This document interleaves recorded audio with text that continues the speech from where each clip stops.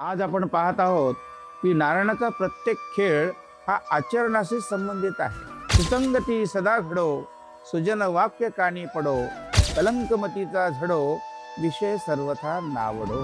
नारायणाला बालपणीचे 8 मित्र होते आणि सर्वच पहिलवानासारखे मजबूत होते।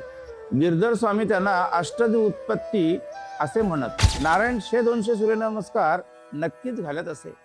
तसेच पोहणे हा नारायणाचा अत्यंत आवडीचा छंद आणि म्हणून अत्यंत लिलया नदीतून नारायण बाहेर पडत। म्हणून पुढे समर्थांचे 2 शिष्य उद्धव आणि कल्याण हे समर्थांच्या संगतीत राहून पुण्यात तरबेज झाले। नारायण एका दमात पाण्याखालून गोदावरी पार करत असे।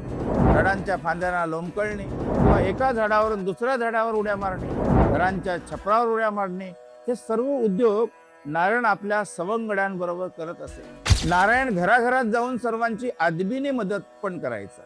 कुणी भुकेला असेल तर त्याला आपल्या घरातील जेवण घेऊन जायचा। तसेच गावातील मुलांना व्यायामाची शिक्षा सुद्धा द्यायचा।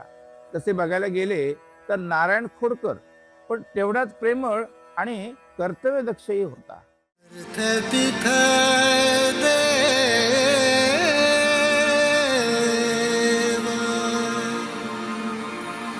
अर्थ तिथ दे